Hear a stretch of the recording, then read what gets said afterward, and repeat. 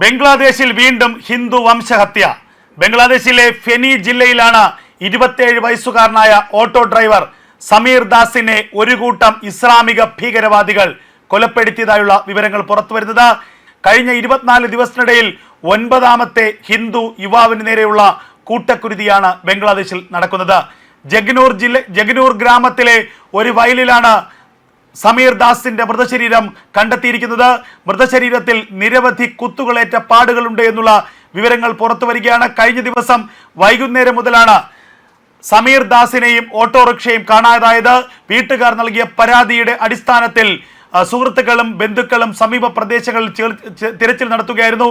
ആ തിരച്ചിലിനൊടുവിലാണ് ഇന്ന് ഉച്ചയോടുകൂടി ജഗ്നൂർ ജില്ലയിലെ ഒരു ആളൊഴിഞ്ഞ പുരയിടത്തിൽ സമീർ ദാസിന്റെ മൃതശരീരം കണ്ടെത്തിയത്. ഓട്ടോറിക്ഷ ഇതുവരെ കണ്ടെത്താൻ കഴിഞ്ഞിട്ടില്ല. ഓട്ടോറിക്ഷ കണ്ടെത്തുന്നതിന് വേണ്ടിയുള്ള തിരച്ചിലുകൾ സുഹൃത്തുക്കളും പോലീസും ആരംഭിച്ചു കഴിഞ്ഞു. ശരീരത്തിൽ നിരവധി കുത്തുകളേറ്റ പാടുകളുണ്ട്. സമീർ ദാസിനെ ആരൊക്കെയോ കരുതിക്കൂട്ടി കൊലപ്പെടുത്തിയതാണെന്നുള്ള വിവരങ്ങളാണ് ഇപ്പോൾ പുറത്തു വരുന്നത്. 27 വയസ്സുകാരനായിരുന്നു സമീർ ദാസ്. കഴിഞ്ഞ 2-3 ആഴ്ചക്കാലത്തിനിടയിൽ ബംഗ്ലാദേശിൽ പൊട്ടിപ്പുറപ്പെട്ട കലാപത്തിനിടയിൽ കൊല്ലപ്പെടുന്ന 9ാമത്തെ ഹിന്ദു യുവാവാണ് സമീർ ദാസ്. ദീപാ ചന്ദ്രദാസ് ആയിരുന്നു ആദ്യം കൊല്ലപ്പെട്ടത്. ദീപാ ചന്ദ്രദാസ് എന്ന ഹിന്ദു യുവാവിനെ ബംഗ്ലാദേശി യുവാക്കളും ബംഗ്ലാദേശി ഇസ്ലാമിക ഭീകരന്മാരും മർദ്ദിക്കുകയും പിന്നീട് ധാക്കയിൽ വെച്ച് പരസ്യമായി തീ കൊളുത്തി വധിക്കുകയുമായിരുന്നു. അതിൻ്റെ ദൃശ്യങ്ങളെന്ന് സോഷ്യൽ മീഡിയയിലൂടെ വളരെ വ്യാപകമായി പ്രചരിച്ചിരുന്നു. ഇതിന് പിന്നാലെ നിരവധി ഹിന്ദു യുവാക്കളെ ബംഗ്ലാദേശിന്റെ വിവിധ ഭാഗങ്ങളിൽ ഇസ്ലാമിക ഭീകരവാദികൾ ജമാഅത്തെ ഇസ്ലാമിയുടെ ഭീകരന്മാർ കൊല ചെയ്യപ്പെട്ടു എന്നുള്ള വിവരമാണ് പുറത്തു വരുന്നത്. ഇന്ത്യ അതിശക്തമായ പ്രതിഷേധം പല ഘട്ടങ്ങളിലും ബംഗ്ലാദേശിനെതിരെ ഉയർത്തിയിരിക്കുന്നു. എന്നാൽ ഈ കൊലപാതകളെ കുറിച്ചുള്ള അന്വേഷണം നടക്കുന്നുവെന്നും കൊലപാതകളെ കൃത്യമായി തന്നെ കണ്ടെത്തുമെന്നുമുള്ള മറുപടിയാണ് മുഹമ്മദ് യൂനിസ് ഭരണകൂടത്തിൽ നിന്ന് ഇന്ത്യക്ക് ലഭിച്ചത്. ബംഗ്ലാദേശിൽ പിടിമുറുക്കിയിരിക്കുന്നത് പാകിസ്ഥാനിലെ ഇസ്ലാമിക ഭീകരന്മാരാണ്. പാകിസ്ഥാനിലെ ഇസ്ലാമിക ഭീകരന്മാരുടെ കയ്യിലാണിപ്പോൾ ബംഗ്ലാദേശിലെ ഭരണകൂടം. അതുകൊണ്ട് തന്നെ ഹിന്ദു ന്യൂനപക്ഷ വിഭാഗങ്ങൾക്കിടയിൽ വലിയ അക്രമങ്ങളാണ് ഇപ്പോൾ അരങ്ങേറുന്നത്. ഹിന്ദു ന്യൂനപക്ഷ വിഭാഗത്തിനെതിരെ വലിയ അതിക്രമങ്ങൾ അരങ്ങേറുന്നു.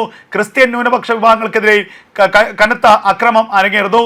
അതുപോലെ തന്നെ ബൗദ്ധ ജൈനമത ന്യൂനപക്ഷ വിഭാഗങ്ങൾക്കെതിരെ കടുത്ത അതിക്രമങ്ങളാണ് ബംഗ്ലാദേശിലുടനീളം അരങ്ങേറുന്നത്.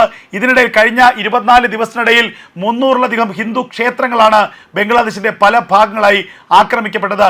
നമുക്കറിയാം, ഉസ്മാൻ സാത്തി എന്ന ബംഗ്ലാദേശിലെ വിഘടനവാദിയുടെ കൊലപാതകവുമായി ബന്ധപ്പെട്ടാണ് വലിയ അതിക്രമങ്ങൾ ബംഗ്ലാദേശിലുടനീളം അരങ്ങേറിയത്. ഉസ്മാൻ ഖാദിയുടെ മൃതശരീരം കൊണ്ടുവരികയും അത് അടക്കുകയും ചെയ്യുന്നതിന് മുൻപായി ബംഗ്ലാദേശിലെ ചെറുപ്പക്കാരും സർവകലാശാല വിദ്യാർത്ഥികളും അടക്കമുള്ളവർ ബംഗ്ലാദേശിലെ തെരുവുകളിൽ വലിയ കലാപം സൃഷ്ടിച്ചു. ഹിന്ദു ഭവനങ്ങൾക്ക് നേരെ, ഹിന്ദു വ്യാപാര സ്ഥാപനങ്ങൾക്ക് നേരെ, ഹിന്ദുക്കൾക്ക് നേരെ വലിയ അതിക്രമങ്ങൾക്കാണ് ഇവർ ആഹ്വാനം ചെയ്തത്. പരസ്യമായി തന്നെ ഇന്ത്യയെ അസ്ഥിരപ്പെടുത്താനും ന്യൂഡൽഹിയെ കത്തിക്കാനുമുള്ള മുദ്രാവാക്യങ്ങളാണ് ധാക്കയിൽ ബംഗ്ലാദേശികൾ ഉയർത്തിയത്. ഇതിനെ അതീവ ഗൗരവത്തോടു കൂടിയാണ് ഇന്ത്യ കണ്ടത്. ഇക്കാര്യത്തിൽ ഇന്ത്യയുടെ ഭരണകൂടം ബംഗ്ലാദേശി ഭരണകൂടത്തിന് ശക്തമായ താക്കീത് നൽകുകയും ചെയ്തു. അതിന് പിന്നാലെയാണ് ബംഗ്ലാദേശിലെ ഇടക്കാല സർക്കാരും പാകിസ്ഥാനിലെ ഭരണകൂടം തമ്മിൽ ചില നീക്കുപോക്കുകളും ചർച്ചകളും ഉണ്ടായത്. ബംഗ്ലാദേശ് വഴി പാകിസ്ഥാനിൽ നിന്നുള്ള ഭീകരന്മാർക്ക് ഇന്ത്യയിലേക്ക് നുഴഞ്ഞു കയറാനുള്ള അവസരം നൽകാമെന്ന് പാകിസ്ഥാൻ സമ്മതിച്ചിരുന്നു. പാകിസ്ഥാനും ബംഗ്ലാദേശും തമ്മിൽ സൈനിക ഉടമ്പടികൾ ഉണ്ടാക്കി ഇന്ത്യയെ അസ്ഥിരപ്പെടുത്താൻ 2 രാജ്യങ്ങളും ഒന്നിച്ച് മുന്നേറാൻ വേണ്ടിയുള്ള ചില നീക്കുപോക്കുകൾ ഇരു രാജ്യങ്ങൾക്കുമിടയിൽ ഉണ്ടാക്കി എന്നുള്ള സൂചനകളും പുറത്തു വരുന്നു. അതിന് പിന്നാലെയാണ് പാകിസ്ഥാനിൽ നിന്നുള്ള ജെയ്ഷെ മുഹമ്മദിന്റെയും ഹിസ്ബുൾ മുജാഹിദിന്റെയും ഒക്കെ ഭീകര സംഘടനകൾ യഥേഷ്ടം ബംഗ്ലാദേശിൽ തങ്ങളുടെ പ്രവർത്തനം ആരംഭിച്ചത്. ഇതിന് ബംഗ്ലാദേശ് ഭരണകൂടം എല്ലാ പിന്തുണയും നൽകിയിരിക്കുന്നു എന്നുള്ളതാണ് പുറത്തു വരുന്ന ഏറ്റവും ശ്രദ്ധേയമായ കാര്യങ്ങൾ. ഇപ്പോൾ ഇതാ 9ാമത്തെ ഹിന്ദു യുവാവിന്റെ കൊലപാതകവും ബംഗ്ലാദേശിൽ നടന്നിരിക്കുന്നു. ബംഗ്ലാദേശിൽ ഹിന്ദു വംശഹത്യ അരങ്ങേറുകയാണ്. ഇതിന് പരിപൂർണ പിന്തുണ നൽകിയിരിക്കുകയാണ് യൂനിസ് സർക്കാർ. ബംഗ്ലാദേശിലെ ജമാഅത്തെ ഇസ്ലാമി ഭരണകൂടം ഹിന്ദു വംശഹത്യയ്ക്ക് എല്ലാവിധ ഒത്താശകളും ചെയ്തിരിക്കുന്നു. ഇതിന് മുഹമ്മദ് യൂനിസ് സർക്കാർ പരിപൂർണമായി പിന്തുണ നൽകിയിരിക്കുന്നു എന്നുള്ളതാണ് പുറത്തു വരുന്ന വിവരങ്ങൾ.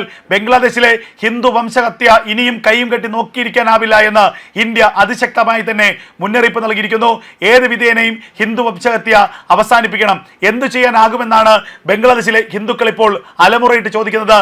തങ്ങളുടെ വീടുകൾക്ക് നേരെ, തങ്ങൾക്ക് നേരെ ഇത്തരത്തിൽ ജമാഅത്തെ ഇസ്ലാമിയുടെ കൊടും ഭീകരന്മാർ ഭീകരാക്രമണം അഴിച്ചുവിടുമ്പോൾ എന്തു ചെയ്യാൻ കഴിയും? ഞങ്ങൾക്ക് ഈ ഇസ്ലാമിക ഭീകരന്മാരുടെ മുന്നിൽ പിടിച്ചു നിൽക്കാൻ കഴിയില്ല എന്ന് അവർ രോധിച്ചുകൊണ്ട് ഉറക്കെ നിലവിളിക്കുകയാണ്.